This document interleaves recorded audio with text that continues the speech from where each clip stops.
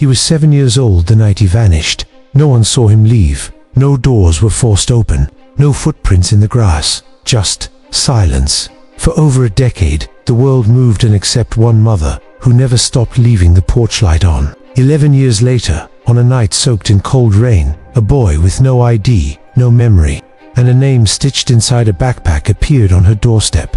He said 6 words that shattered everything. I think this used to be mine, but who was he now? And where had he been?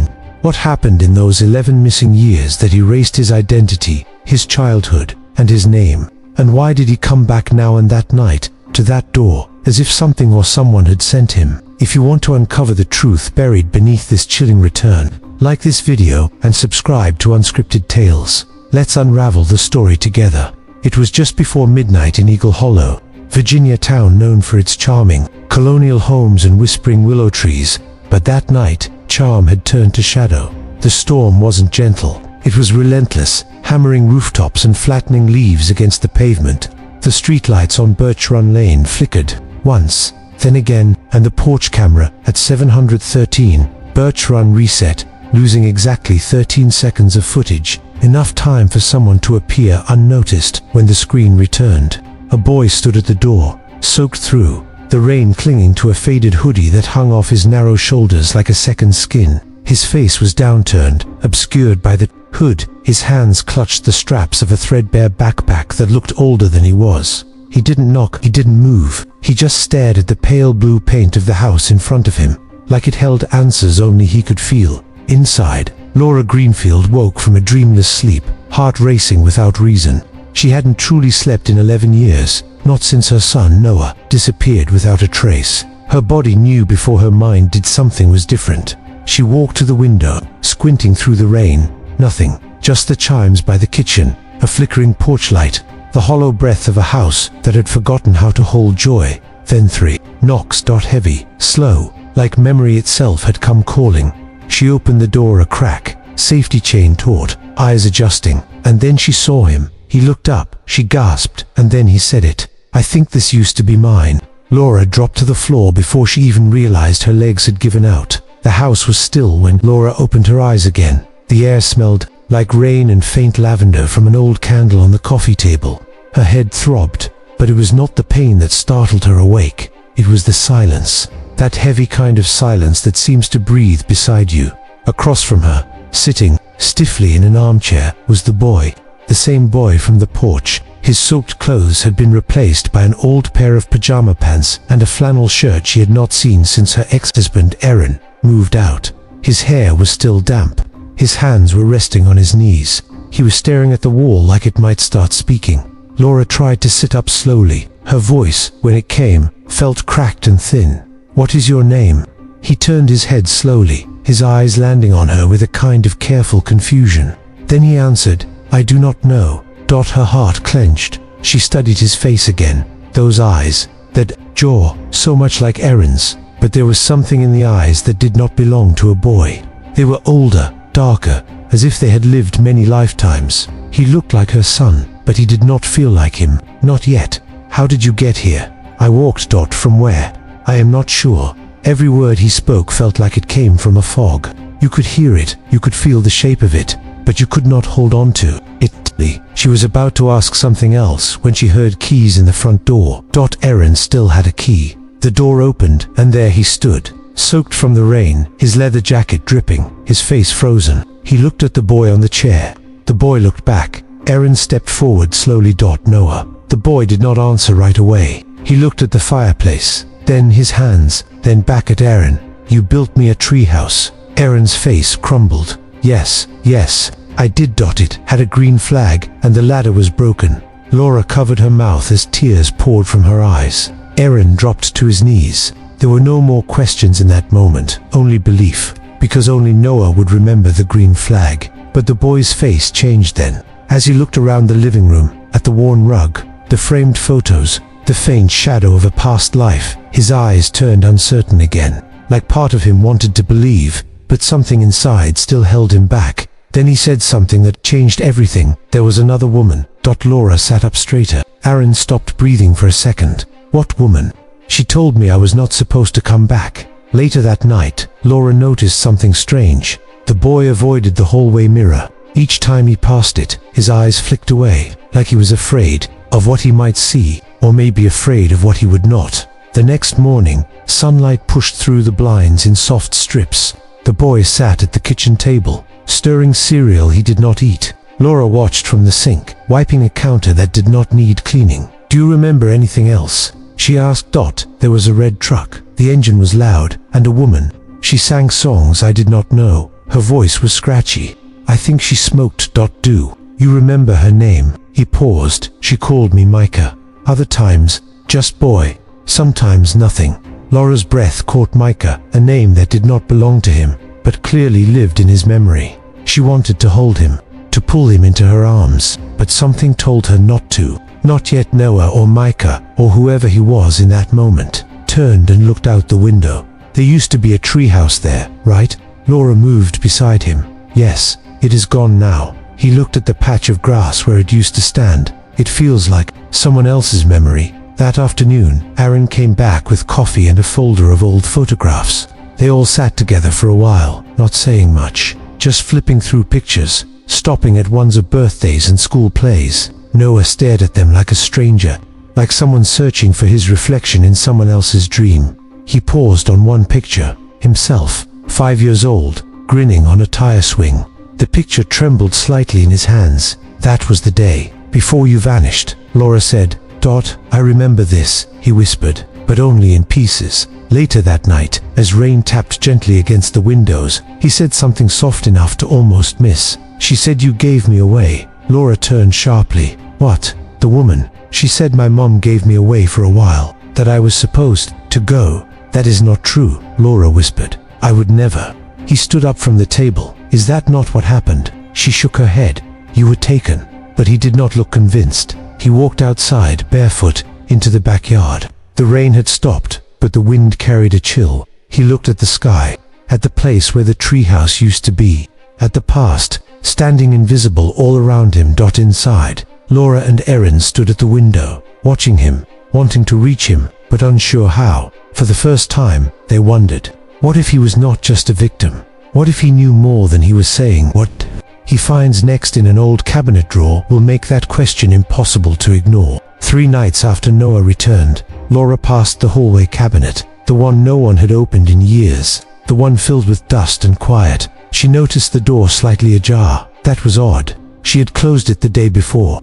She was sure of it. She was sure of it. She pulled it open slowly. Inside were old school drawings, a worn blue baseball cap, a set of plastic star-shaped sunglasses cracked at the temple. She touched them gently, breath hitching at each small memory, and then, beneath a folded napkin, she found something she did not expect. A note, folded, faded, edges curled from time, written in a child's hand. She unfolded it carefully. Her heart began to race as she read, "If I leave, I will come back. Do not cry, Mummy. I will come back when I remember how." Her hands trembled. The handwriting was unmistakable. It was Noah's, the loopy M, the backwards S, the little sun doodled in the corner. But she had never seen this before. "Tom," she called out. Aaron came in from the kitchen. One look at her face told him something had shifted. She showed him the note. He took it gently and read it twice. "This was not in here before," he said. "I know. I packed this cabinet myself the year after he disappeared. I have looked through it so many times. It was not here. So someone put it here recently," Aaron whispered. They both turned to the hallway, where Noah stood in the doorway of the guest room, his face pale, eyes blank. He saw the note in Aaron's hands and tilted his head slightly. "What is that?" he asked. "Do you remember writing this?" Laura asked, her voice careful. Noah stared at it, then answered in a voice that sounded rehearsed. "She told me to hide it." "Who?" Laura's voice cracked. "The woman. She said it would make you feel better." "You mean Serena?" Aaron asked. Noah flinched at the name. That was what she called herself. "Yes, so Serena gave you this note?" "No, I wrote it, but she told me what to say." The room fell quiet, the kind of quiet that makes walls feel thinner and hearts feel heavier. The next morning, Laura and Aaron called someone they never thought they would call again. Detective Elise Morgan. She had been retired for 4 years, but when she heard Noah had returned, she did not wait for an invitation. She drove to the Greenfield house before sunrise. Her coat still smelled like old coffee and memory.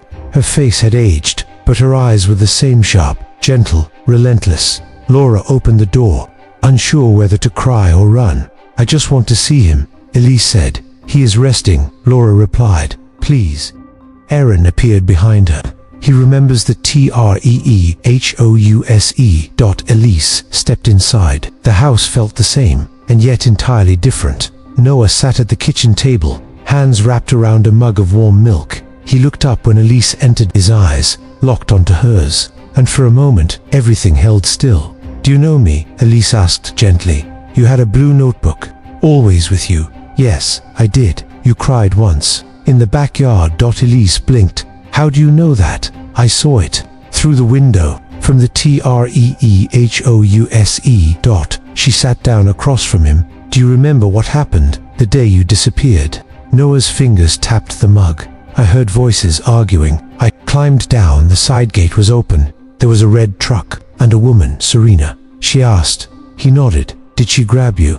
"No. She said my mom told her I had to go." Laura gasped from the doorway. "What?" "That is what she told me," Noah said, confused. "That you said I needed to go away for a while. To be safe." Elise turned toward Laura. "Do you know anything about this?" Laura shook her head violently. "No. God, no." Noah looked between them. "Is that not true?" "Of course not," Laura said, tears rising again. "Noah, I would never do that. I would never send you away." Noah stood from the table. "I need air." He stepped out the back door, walked barefoot across the damp grass. The world was quiet again, too quiet. Inside, Laura clutched the edge of the table, her hands white-knuckled. Aaron stood behind her, lost in thought. "He believes her," he said softly. "He does not know what to believe," Laura replied. "That is worse." The rain had stopped, but the yard was still wet, the grass slick under Noah's feet. He stood where the treehouse used to be, just a patch of weeds now. He looked down and saw something sticking out of the dirt, a small object, rusted from time. He picked it up, a toy soldier, one he used to bury during backyard missions. Next to it, a spoon half buried in the mud. He walked back inside slowly and held it up. "Was this mine?" Aaron took it. "Squinted. Yes, you buried them all the time. You said they were on secret missions. I do not remember burying it, but my hands did." That night, Noah found a photo album under the coffee table, dusty, forgotten. He flipped through slowly. Each picture hit him like a soft blow to the chest. Himself, laughing on a swing, eating cake, pointing at the camera in his mother's lap. That boy looked free. That boy looked real. But Noah did not feel like that boy. Laura sat behind him. "That was your 5th birthday," she said. "You cried because the balloons popped." Noah's fingers trembled slightly. He closed the album. "I need sleep. Your room is -no." He looked at her. "Not there." Laura nodded. "Anywhere you want." He chose the couch again, but he did not sleep. He stared at the ceiling all night, eyes open, mind running, somewhere in the dark. He remembered something Serena used to say, "The house is alive. It listens." And suddenly, the question that would not let him go returned louder than ever. Why did she let me go? What secret is waiting in the abandoned house Noah has never truly escaped from? The next afternoon, the sky over Eagle Hollow turned gray again. Not storm gray, but the kind that made the trees look tired and the wind feel like it was holding something back. Inside the Greenfield home, Detective Elise Morgan spread papers across the dining room table. Maps, case notes, printed photographs from the old investigation. She had not worn a badge in years, but you would never know. Her hands moved like she never stopped. She looked at Noah, sitting quietly across from her, a cup of untouched tea in front of him. "You said the woman was named Serena. Do you remember where you lived with her?" Noah shook his head slowly. "It was a house, but the windows were always covered. The walls smelled like oil. I never saw the outside." "Oil? You mean like gasoline?" "Yes, and something else. Something sour. Did you ever go to school?" "No, she taught me at home, just a little. Mostly stories, old ones, sometimes lies. Any other kids? Anyone else in the house?" "No, just her, just me." Elise leaned forward gently. "Did she ever take you to a doctor, or anywhere in public?" "Only once. I had a fever. She said if I talked too much, they would take me away." "Did she hurt you?" Noah hesitated. Only when I asked about my real name. Aaron clenched his fists but said nothing. Laura had left the room, unable to hear more. Noah tapped his fingers on the table again, that same nervous rhythm. There was a room, always locked. Serena called it the room where the past lived. What was inside?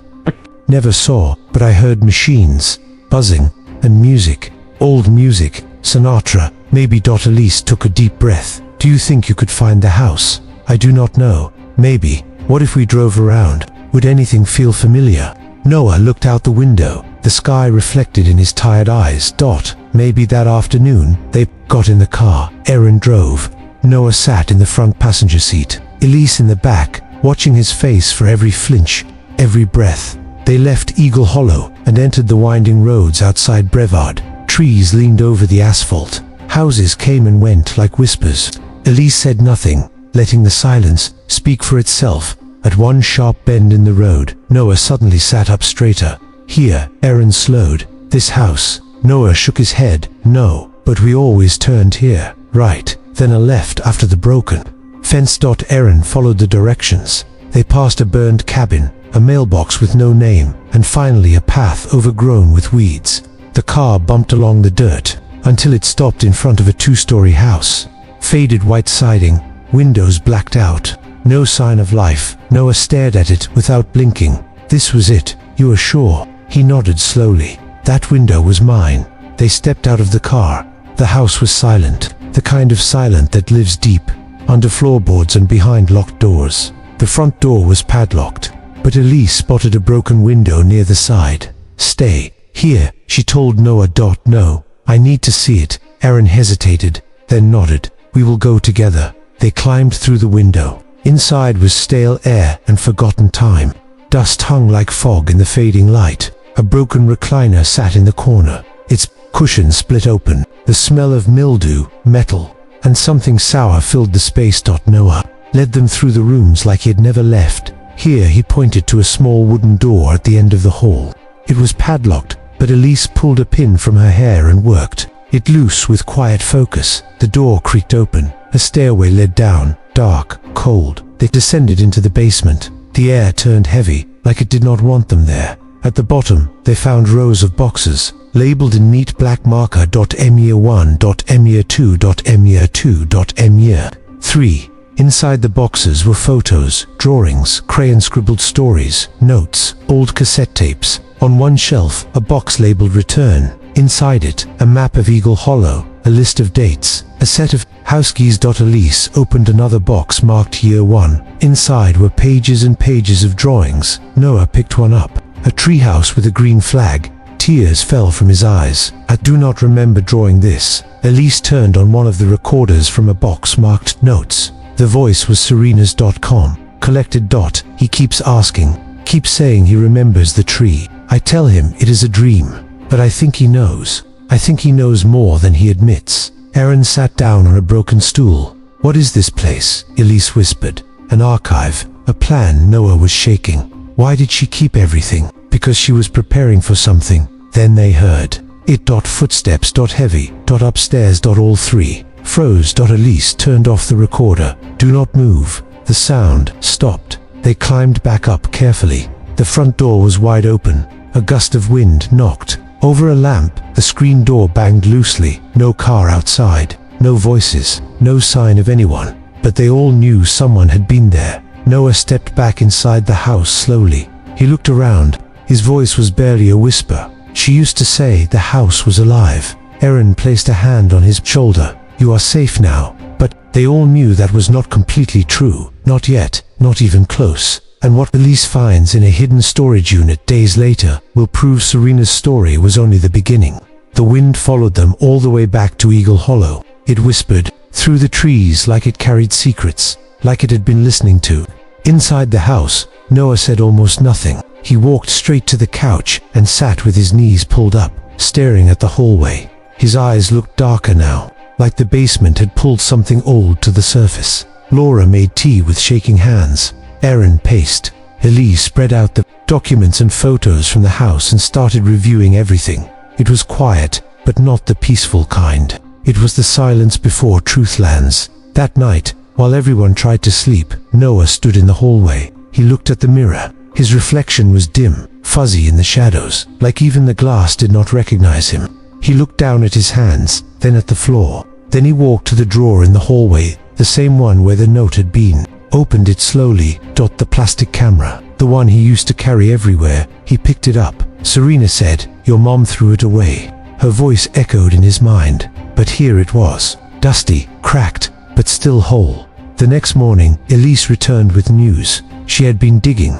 She found something strange, an old address connected to Serena. A storage unit, far north, in Boone. Unit 43. Noah flinched at the number. 43. He remembered it, in dreams, over and over. That number whispered like a lullaby. It is where the silence lives, Serena had said in one of his dreams. Elise got a warrant. She drove out early, alone. When she opened Unit 43, the air hit her like a punch. Cold, dusty, and something worse, familiar. Like the house, like Serena. Inside were dozens of boxes, some labeled with names, some with dates, most with numbers. And then Elise found it. Proof. Serena had been watching more than just Noah. She called Laura from inside the unit. There were others, Elise said. Others, yes. She kept files, photos, journal entries, even newspaper clippings. Noah stood in the kitchen listening. His breath stopped. Others, yes, Elise said. I think she was building something. Like what? Family, or maybe a case. Noah whispered. Maybe she thought she was saving us. Laura's head turned sharply. Us. Noah did not answer. He walked out the back door and into the fading sunlight. That night, a memory came back. Strong, clear, real. He was inside the locked room. Serena was there, the yellow light buzzing above them. There was a camera, a typewriter, shelves of journals. Serena spoke slowly. One day, they will understand. I had to do it. I had to give you truth. He had asked her then, are you my mom? In every way that matters, she had answered. What about my real mom? She gave up. Noah woke up sweating. The next morning, he asked Elise for access to the journals from the storage unit. Why? Because she said the truth was in them. Elise hesitated, then left. She came back hours later with a sealed envelope. Inside were pages copied from the first 7 journals. They were messy, rambling, unstable. But one page froze Noah in place. The Greenfields lied. I have proof. They wanted him gone. They told me where to find him. Noah's chest tightened. What does that mean? Elise shook her head. We do not know. It could be delusion, or something else. Noah looked up. She always said, people wear masks, that the ones who smile the most are hiding the worst. He stood up. I need to ask my mom something. It was almost sunset when he found Laura on the back porch. She looked tired, smaller somehow. Did you ever meet Serena before I disappeared? Laura froze, her body locked in place. What? Did you know her? Before I was gone? No. Are you sure? Because she said you came to the house once. Silence. Tell me the truth. I am, Laura whispered. Then why does everything feel wrong? Because trauma lies, she said. It scrambles what we know. It tricks the heart. Noah stared at her. Tell me the truth. But she did not speak. And in that silence, something in Noah changed. He did not feel like a son anymore. He felt like a stranger in a story someone else had written. Later that night, Elise returned with a flash drive. There is something you should hear, she said. They played the recording on Aaron's old laptop. It was Serena's voice. She said she could not raise him, that her husband left, that she was drowning. She asked me to take him, just for a while. Said no one would believe her if she changed her mind. I knew she would never come back. Noah stared at the screen. She was talking about my mother. Aaron sat down slowly. Then it is true. We do not know, Elise said. But it sounds like Serena believed it. That night, Noah left the house. He did not tell anyone. He walked for hours, through the town square, past the high school, to a rundown motel on the edge of town. The sign flickered, the word lodge barely glowing. He paid in cash, fell asleep in his clothes, dreamed of fire. But what Elise finds next, buried deep in county records, will light a match to the truth they thought they understood. The morning after Noah disappeared from the house again, the front door creaked open to reveal Detective Elise standing under a pale sky, her coat damp from mist, and her eyes sharper than ever. She held a folder under one arm like it was heavier than it looked. Aaron answered the door, groggy and anxious. "He is not here," Erin said. "We thought he was with you. We need to talk," Elise replied. She stepped inside, set the folder down on the kitchen table, and opened it. Inside was a photograph, a low-quality, time-stamped image pulled from county records. It showed two women standing on an old porch. One was clearly Serena. The other was unmistakably Laura Greenfield. Erin's face drained of color. "Where did you get this?" "It was taken in March 2014, Elise said. "From the property Serena lived in before she moved to Brevard. The house was owned by a woman named Lorraine Harper. She died in 2013. Guess who bought it?" Erin stepped back, his voice shaking. "Who?" "Your wife. Laura owned it with Serena for 8 months. Then she signed over her half. All of this is legal. It was filed under her maiden name." Laura stepped into the room, barefoot, hair still damp from the shower. She saw the photo. She stopped breathing. "You knew her," Elise said, voice trembling. "You lied. You gave Noah to her, did you not?" Erin stared at her in disbelief. "Laura," she sat down slowly. Her voice came out flat, broken. "I did not know she would keep him. I thought it would just be for a little while." "What?" Erin's voice rose like a wave. "I was breaking," Laura whispered. "You were never home. I was alone. I could not sleep. I was scared I would hurt him, or that I already had. Serena said she could help, that she had helped other women. I just needed rest time. That was all." "You let her take him," Elise said. Her hands clenched. "She promised to bring him back. I was going to call the police, but she left, disappeared. I panicked, so I filed the report like he was taken. I know it was wrong, but by then it was too late." "You let him go," Erin said, "and you lied to everyone. I thought I was protecting him." "From me," Laura whispered. "But outside that house, far away from this painful truth, Noah was already chasing a truth of his own. He had taken a bus to Boone. He found the old house, the first one, where Serena once lived. The one from his memories. The yard was overgrown. The porch sagged, but the door was unlocked. Inside, it smelled like mold and paint thinner. Room 43 was upstairs. He found the loose floorboard easily, just like he remembered. Underneath it, wrapped in plastic, were 7 small black journals. Their covers were smooth, their pages packed with thick handwriting, small drawings, and messy thoughts. He sat on the floor, knees folded to his chest, and read. The first few entries were filled with obsession. Serena had written about children who were ignored, hurt, left alone. She wrote about failures in the system, how some families did not deserve second chances. Then he saw it. His name, the Greenfield boy, is beautiful, quiet, watches everything, but she is unraveling. She does not notice when he eats dust from the baseboards. He asked where his father is. She said he is saving the world. He is not. Noah stopped breathing. "She watched us," he whispered. Another entry. "She came to me crying, said she was drowning, said she dreamed of running away and never waking up.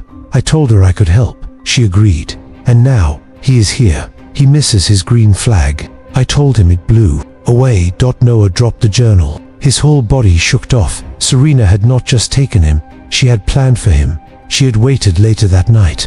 Elise stood outside the house in Eagle Hollow, the rain starting again. Her phone buzzed in her hand. She answered quickly. "We need to find him now," she said. Erin came up behind her. "Where would he go?" "Where it started," Elise said. "The house in Boone, that is where she first had him. I will drive. No, I need you here, in case he comes back." "He will not." Elise looked at him. Her voice was low, sad. "No, he will not." Noah spent hours in that old house, reading everything. The journals were dark, sometimes poetic, always filled with the idea that Serena thought she was right. She believed she was the only one who truly saw him, that she saved him from being forgotten. He found one last page, folded, hidden under a floorboard, cracked. The handwriting looked rushed. "One day he will find this and hate me, but maybe he will hate them too, because monsters are not just found in basements. Sometimes they live in kitchens. Sometimes they tuck you in." Noah closed his eyes. Then he picked up a phone he had never planned to use again. He called Serena's number. She answered on the 3rd ring. "Micah." Noah said nothing. "Is it you?" "My name is Noah. They lied to you. I saved you." "No, you stole me. I gave you peace. You gave me silence. They did not want you. Then why do I still want them?" She did not answer. He hung up *, and he cried until morning. But The next thing Elise shows Noah will prove Serena had been there far earlier than anyone ever knew. By the time Elise reached Boone, the sun had just started to break through the clouds, casting a soft orange glow over the rooftops. She parked outside the house where Noah had spent the night and found him sitting on the floor near the old journals. His eyes were tired, but steady. He did not flinch when she stepped inside. "I know everything now," he said quietly. "No, you do not," Elise replied. "Not yet." She sat down beside him and pulled a folded photo from her coat pocket. She handed it to him slowly. Noah unfolded it. It was his 5th birthday. He was in the foreground, holding a slice of cake, grinning wide in his red shirt. But what stopped his breath was not the memory, it was the background. Standing near the edge of the photo, holding another cake, was Serena, smiling, calm, as if she belonged there. "She was already in your life," Elise said softly. "Long before the day you vanished." Noah stared at the picture. His fingers trembled. "Why?" "Because she believed you were hers from the beginning, not just after. From the very start." He looked at Elise, voice cracking. "But I had a family. She made you question that," Elise said. "She watched, waited, then convinced herself you needed to be saved. But it was never about you. It was about her." Noah felt the truth, settling like dust inside his lungs. "She targeted me. Yes, your whole life was leading to that moment, that porch, that car." Noah stood, his hands clenched at his sides. "What am I supposed to do with that?" There was no answer, only silence, the kind that followed a storm. Back in Eagle Hollow, Laura sat at the kitchen table. Her hands gripped a cup of tea she did not drink. She had not spoken to Aaron since Elise left. The house felt colder without Noah in it, but she did not expect him to come back, not yet, maybe not ever. Then the door opened. Noah stood there, sunlight at his back, the same boy, but not the same at all. Aaron stepped into the hallway. He said nothing, just opened his arms. Noah did not move. He looked past him. Laura stepped out of the kitchen. Her heart jumped into her throat. Noah stared at her. "You gave me away," he said. She nodded, eyes already full of tears. "I thought I was protecting you. You lied. I was drowning. Noah, I did not know how to ask for help, and instead, I let you drown for me." He looked down at the floor, his voice low. "She taught me how to disappear." Laura gasped, "And now I do not know how to stay." That night, Aaron found Noah sitting on the broken patch of land where the treehouse used to stand. The green flag was long gone. The wood was just weeds. Now Aaron sat beside him. "You do not have to talk." Noah did not. Not for a long time. Then finally he whispered, "I remember you reading to me." Aaron smiled gently. "Dr. Seuss?" "No. That book with the island, the girl, and the wolves. Island of the Blue Dolphins." "You liked the ending." "I liked that she survived." They sat in silence for a while. "Do you hate her?" Noah asked. "Some days do you hate yourself?"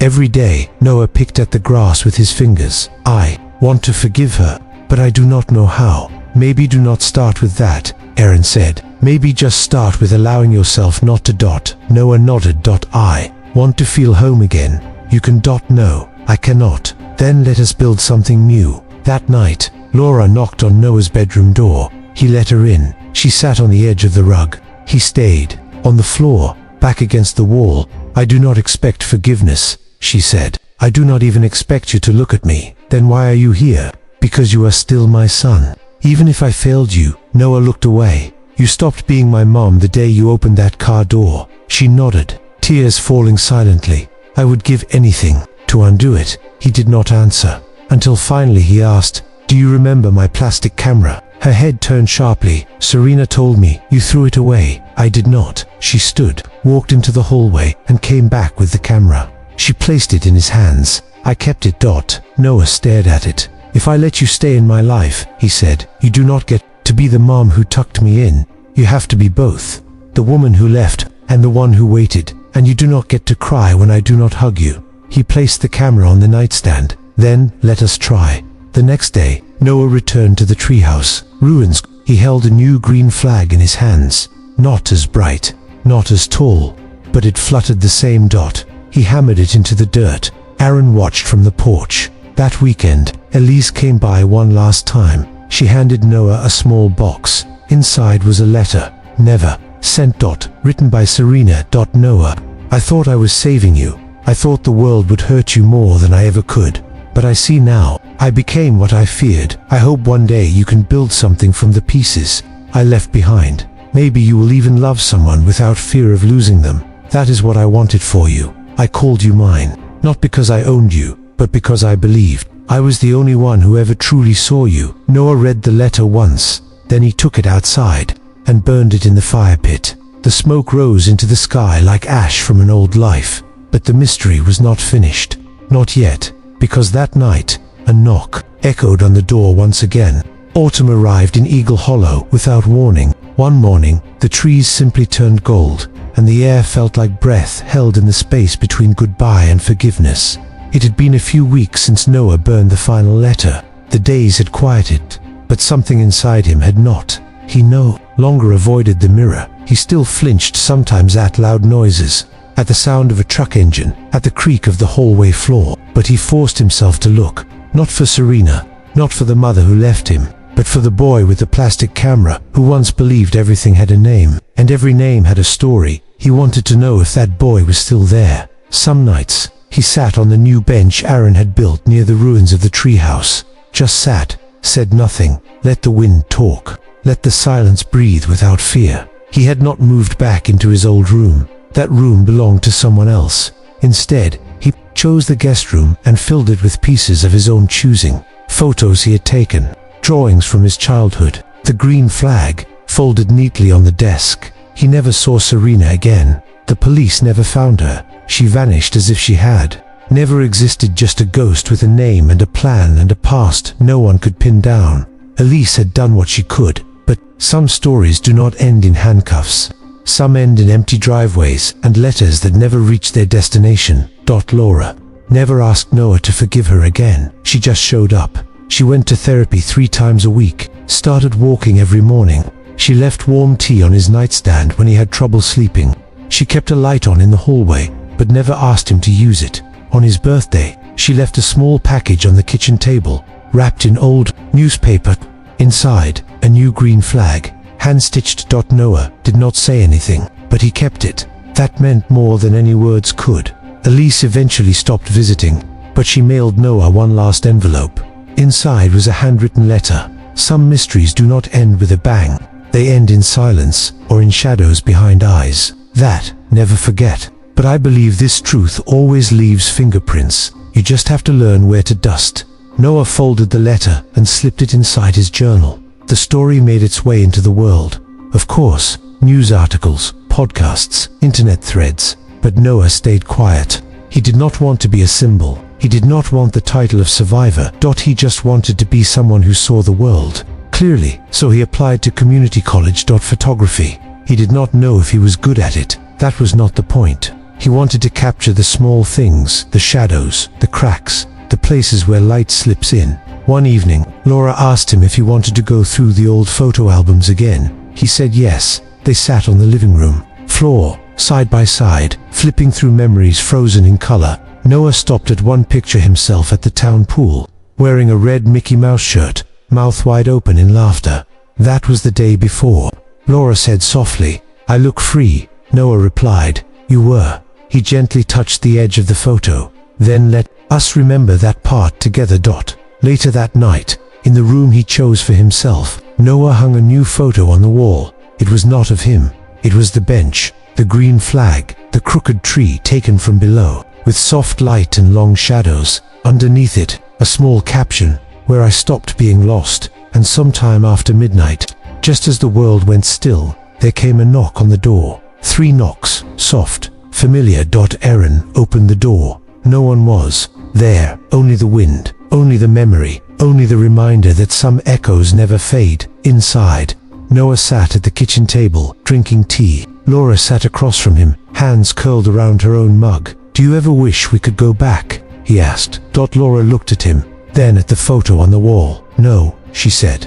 "I just wish we started seeing each other sooner." Noah nodded slowly. "Not me, too." He reached into his pocket and pulled out the plastic camera. "Smile," he said. She did. He clicked the shutter. No film. But again, that was never the point, because healing does not always look like a happy ending. Sometimes, it just looks like showing up. Sometimes it looks like learning your name again, and sometimes it looks like staying, even when every part of you wants to run, because home is not always where you were taken from. Sometimes it is where you choose to return. If you are still watching this story, then it means it touched you, and I am asking, from the heart, please give this video a like and subscribe to Unscripted Tales. We are trying to reach 1,000 likes because, well, it is a dare from my mum, and I promised her I would try, so help me make it happen. It is totally free, and it means everything. And tell me in the comments, from which city are you watching this story?